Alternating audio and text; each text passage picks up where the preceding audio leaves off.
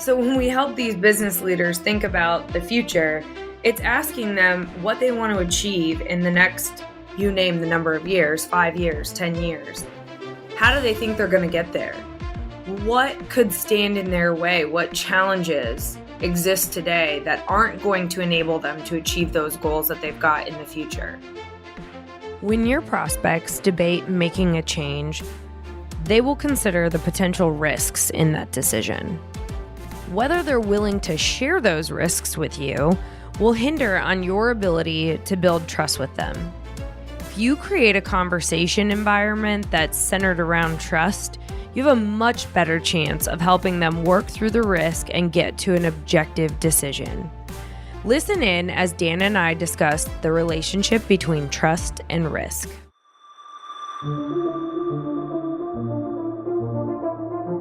I'm Kylie Schmitz. I'm Dan Lappin, and this is Breaking Sales, a nonconformist take on rejecting the sales status quo.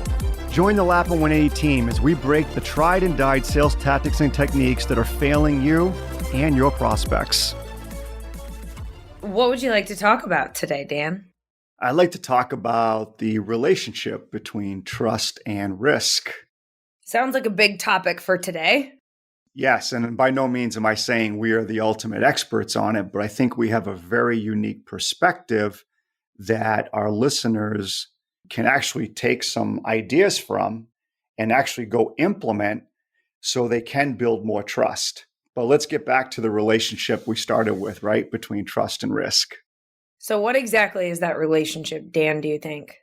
Well, Kylie, we coach different clients, right, in the different industries.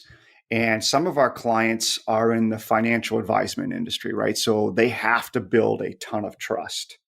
And then some of our clients are in more of a management consulting industry vertical where they also, with upper executives at large companies and C-suites, they have to build trust. And then some of our clients are more in this kind of constant change realm where they're having to work with their prospects and help their prospects embrace change if they're going to win the business. So there's a lot of change that goes on, or debate of change. Tell us what you mean by debate a change. For our clients to get hired, the prospect has to embrace one of two types of changes. The first type is they have to fire whoever else they're using, and that's change. The second type is they have to embrace doing something they've never done before. Either way, from the prospect standpoint, our client's prospect standpoint, it's change. And anytime we as human beings, right, debate this thought process of change, we debate risk. Human nature, right? We've talked about this in other episodes, Kylie, right? All of our prospects out there, human nature is, right, we focus on the negative, 40, 50,000 thoughts a day. 85, 90% of those thoughts are negative. 85% of those 90% of negative thoughts are reoccurring patterns. We always tend to look to the negative of the what if, like, what if this goes wrong? What if that goes wrong? There's an instinctual thing we do there to protect ourselves, to maintain control. That's why we always hear the terms, oh, they rationalized this or they justified that. That's why we always hear those stories, right, where somebody might have been, unfortunately, in an abusive relationship. And I hate using this as an example, and I'm very sensitive to using this as an example. But, we've heard these stories about people in abusive relationships. And then we sit back and we hear how the story played out. And we all say to ourselves, why did they stay? Why didn't they just leave? It's, again, human nature, right? We feel safe and we feel comfort in what we know, even if what we know isn't good for us. And we feel discomfort and we feel uncertainty and we don't like the variability of moving towards something that we don't know, which is change. Our prospects are the same exact way. Even when something completely makes sense to them, they don't always do it, do they? Actually, our prospects will spend more time talking themselves out of doing something that's different versus doing something that's different.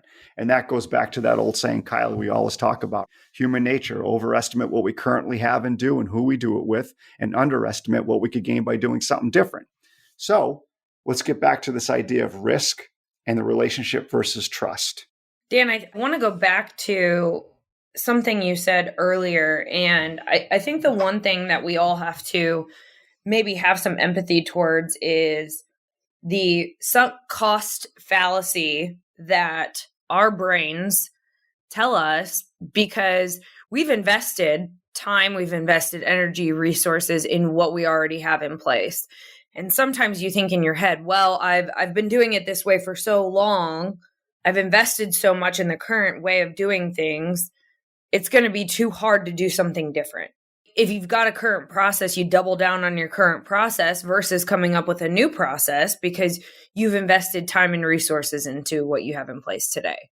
As part of our coaching, we always talk about that prospect's innate tendency to be attached to whatever that prospect has done in the past, whatever they've created, and whatever the effort is, blood, sweat, and tears that they've put into something, right? So it's easy to show up and take a look at a business, a program, a strategy, a platform, or a process, and look at that and say, okay, you guys could do that 10 times better.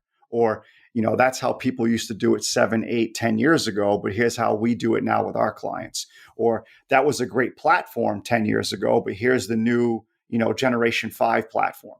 The problem is the prospects typically attach to whatever it is they've already created, and they feel pride toward it because it's theirs. They have the history with it, and they feel, again, here's that word, pride, toward the effort and the outcomes that they both invested and created with whatever that solution was. So let's get to the crux of this episode. A lot of sales professionals, they get a meeting and they sit down and have these first conversations with prospects, and they confuse or they misjudge the trust that's been created. So you get the meeting, you have a good conversation, and then you walk away thinking, okay, you've established trust. The challenge is that's just one level of trust. It more than likely has no congruency or it has no connection to the level of trust that's needed. And here's the key point: for that prospect to make a change. Because remember, for the prospect to make a change, they got to either fire somebody or they have to embrace the uncertainty of doing something different that they've never done before. And that's change. And so once again, the sales professional got the meeting, had a good chat, got a second meeting out of it, must be some trust, immediately thinks, okay, that's the trust that's needed. And it's nowhere near the trust that's needed. And so that gets us to this point of risk. From the prospect standpoint, right, there's risk. There's risk in firing somebody and choosing somebody different. There's risk in embracing uncertainty, whether perceived or real, in that uncertainty, there is risk in it. And so here's how the relationship works. The higher the perceived risk that your prospects have regarding change, the more trust that's needed. The lower the perceived risk regarding how that prospect views change, the lower the trust that's needed. So it really comes down to, can you assess how your prospect views risk? So on a scale of 1 to 10 for our listeners, go through your pipeline, be as objective as you can, and just rate on a scale of 1 to 10, if you were your prospect, or from what you understand and what you've heard from your prospect, how do they perceive the risk of changing to you? 10 being really, really high risk, 1 being no risk at all. And then go through and just label and identify what that risk number is. Let's pretend it's a 7. Someone out there says this prospect would view this probably as a 7 on the risk scale. Well, what that means is you need to elevate the trust to a 7. Reality is you may have got the meeting, you may even got a referral, and maybe you even started the conversation at a trust factor of 3. You had a great meeting, but now you're only at a trust factor of 4 or 5. There's still a gap between the prospect's perception of risk and where you are in the trust factor. So Dan, we're in these conversations, and let's say that risk gap does exist. How do we build trust with our prospects? There are several ways to build trust and deliberately do so. So I'm going to give the audience the first way. That's mindset. And for those who follow our podcast, you know this one well. Instead of going into the call with the prospect, because remember, the prospect views risk as a 7, and maybe you're at a 4 or 5 on the trust factor. And there needs to be congruency there at minimum if you're going to earn the business, if that prospect's going to debate change and accept change. So the first thing you do is you have to move from that low intent mindset, which is, I hope they like me. I want to get a second meeting. I want to show them our value. I want to give them a great demo. I got a great solution for them. I need to bring the solution team in and let the solution team show this prospect how good we are and how much better we are than what they're currently doing. That's a low intent mindset. What happens is then you go into the meeting with the prospect and the prospect can tell you're pushing your agenda and you're trying to get what you want out of the conversation. What does that do to trust? It probably takes it from a 4 or 5 down to probably a 3 or a 2. Now you got a bigger gap. Now you're at a 3 or a 2, and that prospect's at a 7. You switch your mindset to high intent. High intent is you got to go into these conversations, and your head has to be in the space of how and if I can help them, and are they even ready? And let's go a little further than that. I need to go in here, and I need to put myself in the prospect's shoes. I need to ask questions that helps this prospect debate the pros and the cons of making a change. And if it's cons, I need to embrace it. I need to turn into them. I need to ask more questions. If it's pros, I need to ask questions too. Because at the end of the day, the prospect's going to leave that meeting and they're going to debate pros and cons on their own. So why not just have the prospect do it while you're sitting in the room across from them? So first step, you got to go from the low intent, how do I get this prospect where I want them, to high intent, which is how do I help this prospect determine if change matters and why? What's their best options? So that's the first shift. The second one is powerful and easy. It's just listen. Listening is a major factor in how we as human beings build trust.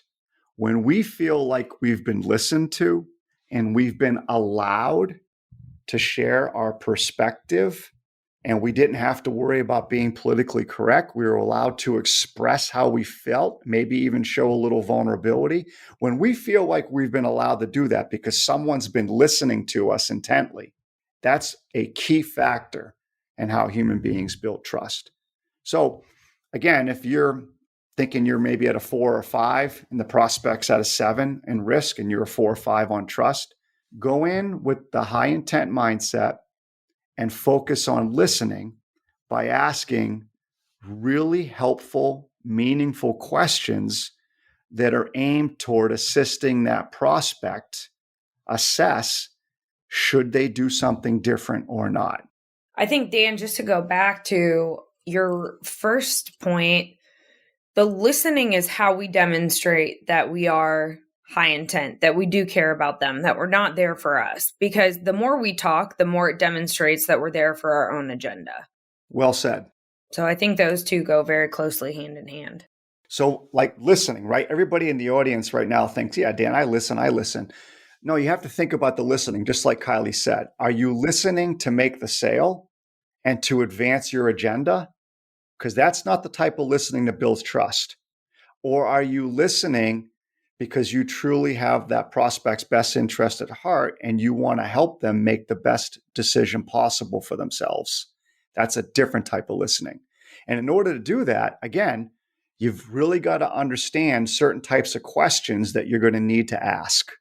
And so this would be the next phase in building trust.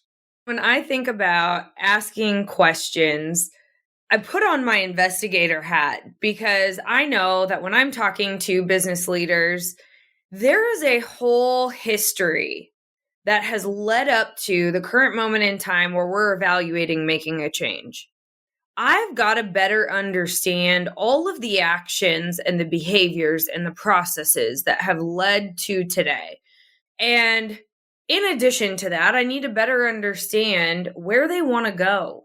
What are they trying to achieve in the future? And how does their current strategy align with that future vision? How is it misaligned? What's missing? What kind of change could be impactful to helping them get to where they want to go faster? And until I do all of that learning, I can't possibly offer a solution that makes sense.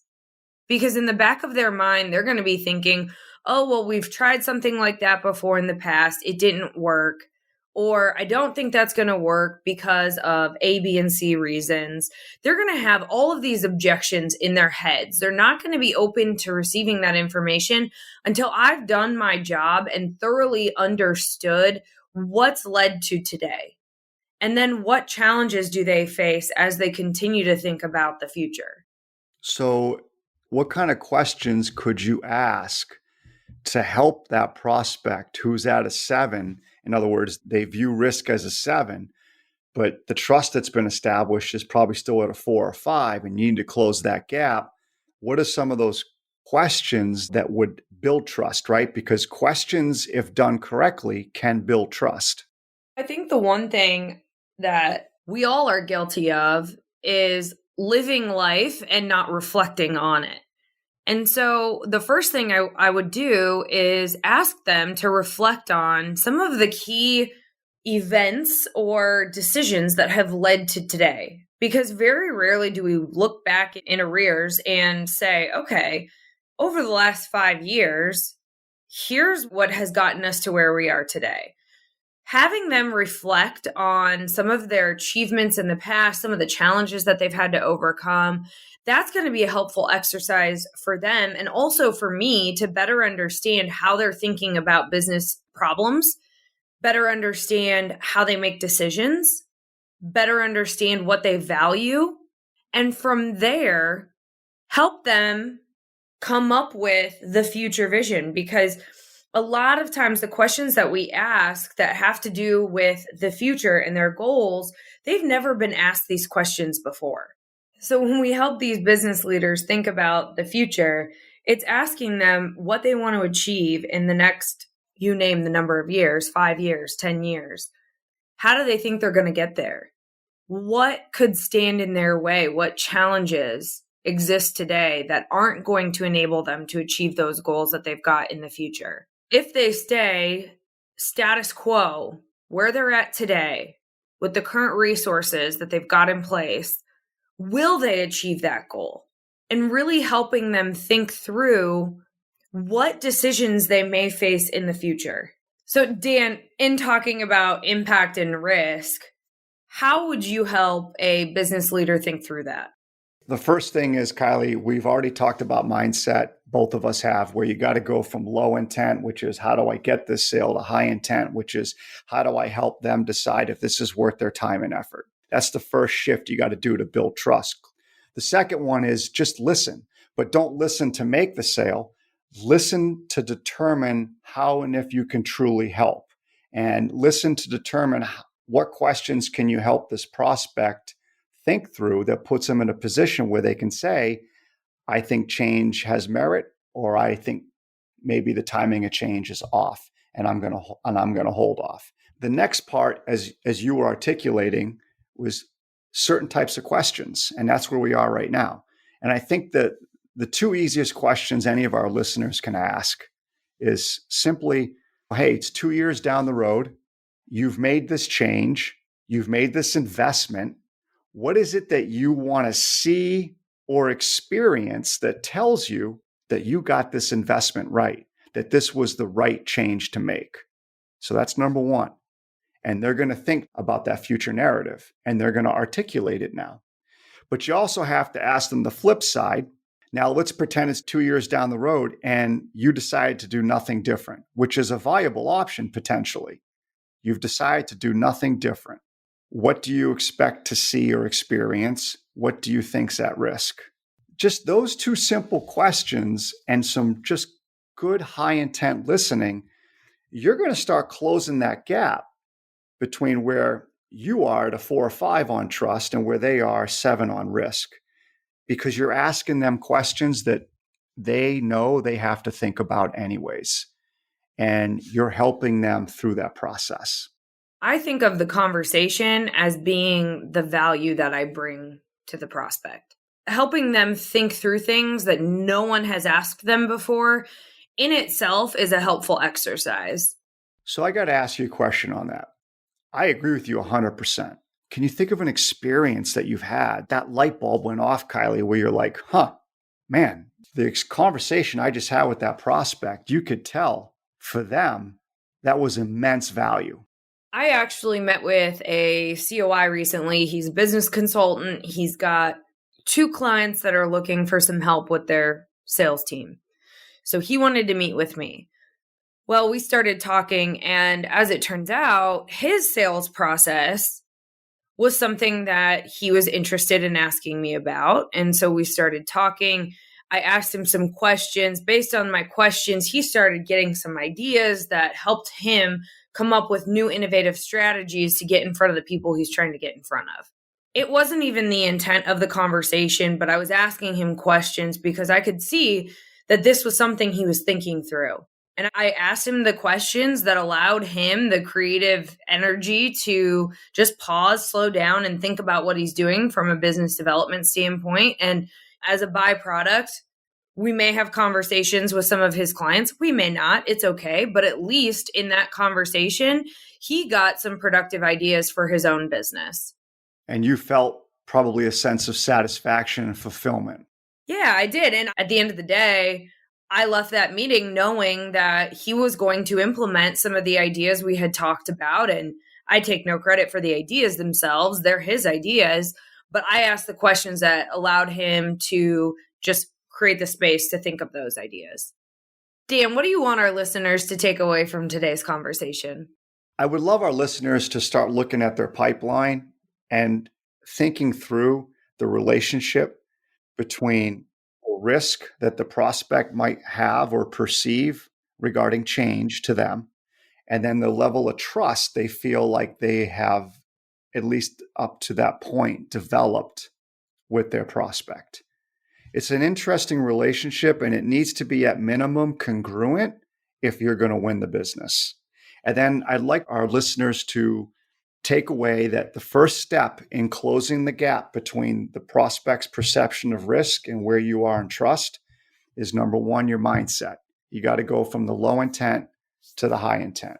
How do I get the sale to how do I help this prospect make the best decision for themselves possible?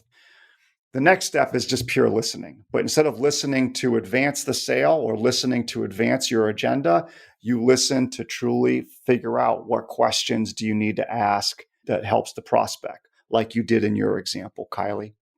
And then the last thing is questions. And we gave the example, right? Have that prospect think forward a year or two about what happens if they do make a change, and have them think forward a year or two or whatever the right time frame is if they don't make a change. But I'm going to add one thing. You also have to be empathetic. Empathy does build trust too. So when you're asking your questions, you have to ask them in an empathetic fashion.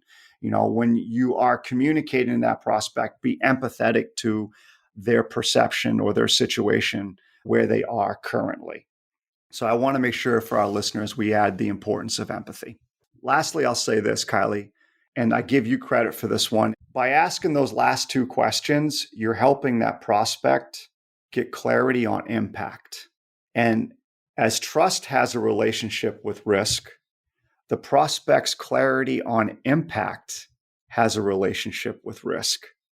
The clearer the prospect is on that future narrative, that impact, the more likely they are to take the risk. The less clarity that your prospect has regarding future narrative impact, the less likely they are to take the risk. At the end of the day, the pros have to outweigh the cons. There has to be some sort of motivating reason for them to make a change. Otherwise, status quo is the easier path of least resistance, and they're going to take it. Thanks for listening to Breaking Sales. If you want to get engaged with us outside of this podcast, be sure to go to our website, lappin180.com. That's LAPPIN180.com.